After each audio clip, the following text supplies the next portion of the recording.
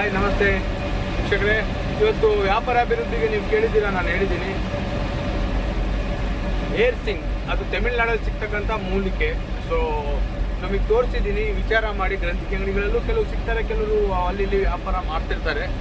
So ಅದನ್ನು air Singh ಅಂದರೆ ನಿಮಗೆ ಉನ್ನತವಾದ ಮಟ್ಟಕ್ಕೆ ಎಲ್ಲ ಕೈಕಟ್ಟಾಗಿ ಎಲ್ಲ ನಿಂತೋಗ್ಬಿಟ್ಟಿದೆ ಅನ್ನೋ ಸಮಯದಲ್ಲಿ ಆ ಏರ್ ಸಿಂಗ್ ಅನ್ನೋ ಒಂದು ಮೂಲಿಕೆ ನಿಮಗೆ ಜೀವನನ ಏಳಕ್ಕೆ ಮೇಲಕ್ಕೆ ಏರಿಸುವಂಥ ಒಂದು ಕೆಲಸನ ಮಾಡುತ್ತೆ.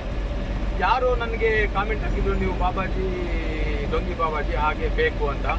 ನಾನೊಂದು ಮಾತು ಹೇಳ್ತೀನಿ, ನಾನು ಕೆಟ್ಟವನು ಅಂತ ನೀನು ಹೇಳಬಾರ್ದು, ನಾನು ಹೇಳಬೇಕು.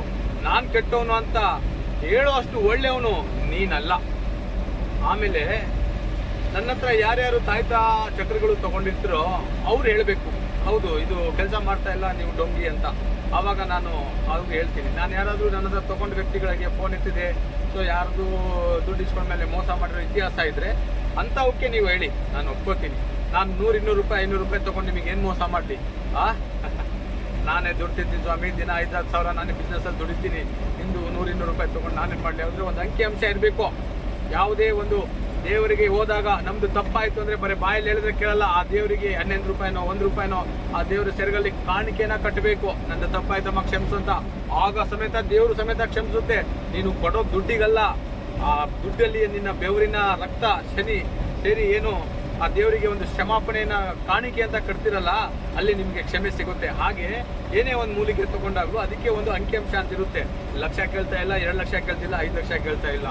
ಅದಕ್ಕೆ ನಿಮಗೆ ಫ್ರೀಯಾಗಿ ಮಾಡ್ಕೊಳ್ಳಿ ಅಂತ ನಾನು ಎಲ್ಲನೂ ತೋರಿಸಿದ್ದೀನಿ. ನಮ್ಮ ಹತ್ರ ಬರಬೇಡಿ, ನೀವೇ ಮಾಡ್ಕೊಳ್ಳಿ ಅಂತ. ನೀವು ಮಾಡ್ಕೊಳ್ಳೋ ಅಂದಾಗ ನಾನು 100-200-500 ರೂಪಾಯಿ ಕೇಳೋದು ಅದು ಮೂಲಿಕೆ ತರ್ತಕ್ಕಂಥ ವ್ಯಕ್ತಿಗೆ, ನನಗೂ ಅಲ್ಲ.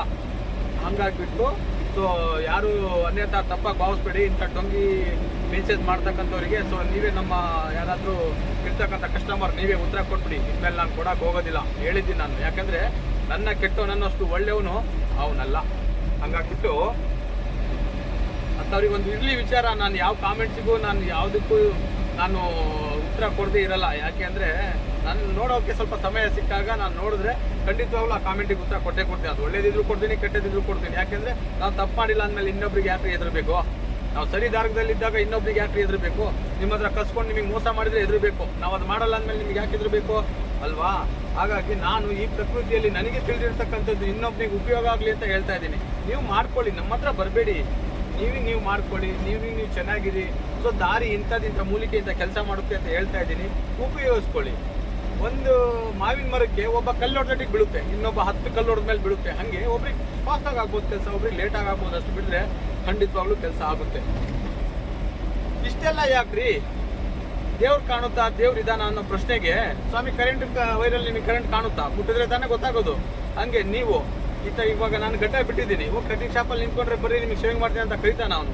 ಇಲ್ಲ, ಒಳಗೋಗಿ ಮಾಡು ಅಂದರೆ ಮಾತ್ರ ಮಾಡೋದು. ಹಂಗೆ ದೇವ್ರ ಹತ್ರ ನೀವು ಹೋಗ್ಬಿಟ್ಟು ನಿಮ್ಮ ಪ್ರಶ್ನೆಯನ್ನ ಇಟ್ಟಾಗ ಮಾತ್ರ ಅಲ್ಲಿಂದ ಕೆಲಸ ಸ್ಟಾರ್ಟ್ ಆಗುತ್ತೆ. ಅದು ಬಿಟ್ಟು ನಾನೆಲ್ಲೋ ಕುತ್ಕೊಂಡು ನನಗೆ ಮಾಡು ಅಂದರೆ ನೀವು ನನಗೆ ಕಾಲ್ ಮಾಡಿದ್ರೇ ನಿಮ್ಮ ಸಮಸ್ಯೆ ಗೊತ್ತಾಗೋದು. ನಾನು ಅವಾಗ ಅದಕ್ಕೆ ಪರಿಹಾರ ಹೇಳಿದ್ರೇನೆ ನೀವು ಅದಕ್ಕೆ ಪರಿಹಾರ ಕಂಡ್ಕೊಳೋದು. ಎಷ್ಟೋ ಜನಕ್ಕೆ ಏರ್ ಸಿಂಗ್ ಅಂದರೆ ಏನಂತಾನೆ ಗೊತ್ತಿಲ್ಲ ಅಲ್ವಾ? ಇದೆಲ್ಲ ಕೆಲಸ ಮಾಡುತ್ತಾ, ಅದು ಮಾಡುತ್ತಾ. ಮತ್ತು ಜಗಳಗಂಟಿ ಅಂತ ಒಂದು ಗಿಡ, ಒಂದೇ ಒಂದು ಕಡ್ಡಿ ನಿಮ್ಮ ಮನೇಲಿ ಇಟ್ಕೊಳ್ಳಿ.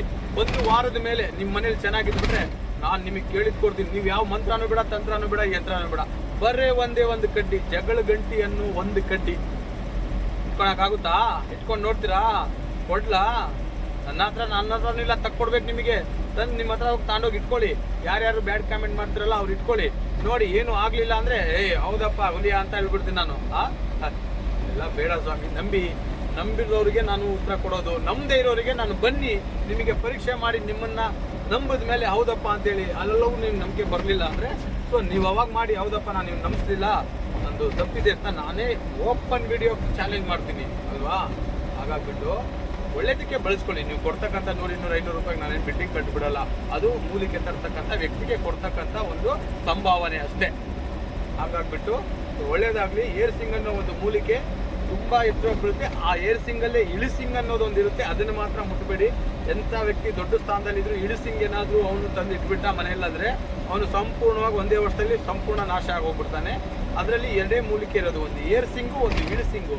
ನಿಮ್ಮ ಉತ್ತರಕ್ಕೆ ಬೆಳವಣಿಗೆಗೆ ಬೇಕಾದರೆ ಮೇಲ್ಭಾಗಕ್ಕೆ ಏರ್ತಾ ಹೋಗಿರುತ್ತೆ ಅದು ಏರ್ ಸಿಂಗು. ಇಳಿಸಿಂಗ್ ಅಂದರೆ ಅವ್ರಿಗೆ ಕೇಳಿದ್ರೆ ಹೇಳ್ತಾರೆ. ಸೊ ಅದು ಕೆಳಭಾಗದಲ್ಲಿ ಇಳಿಸ್ತಕ್ಕಂಥದ್ದು. ಹಂಗಾಗ್ಬಿಟ್ಟು ಯಾರು ಹಾಳು ಮಾಡ್ಬೇಕಂದ್ರೆ ಇಳಿಸಿಂಗನ್ನ ಉಪಯೋಗಿಸ್ತಾರೆ, ಯಾರಾದರೂ ಎತ್ತರಕ್ಕೆ ಬೆಳಿಬೇಕಂದ್ರೆ ಏರ್ಸಿಂಗನ್ನ ಉಪಯೋಗಿಸ್ತಾರೆ. ವಿಚಾರಗಳನ್ನ ತಿಳಿಸಿದ್ದೀನಿ.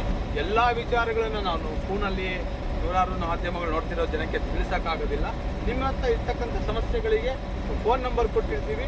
ನೀವು ನಮಗೆ ಯಾವ ದುಡ್ಡು ಹಣ ಕಾಸು ಕೊಡೋದು ಬೇಕಾಗಿಲ್ಲ. ನನ್ನ ಹತ್ರ ಇಷ್ಟು ದಿವಸ ಫೋನ್ ಮಾಡಿ ಕೇಳಿರೋರಿಗೆ ಯಾರಿಗಾದರೂ ನಾನು ದುಡ್ಡು ಕೇಳಿದ್ದೀನ?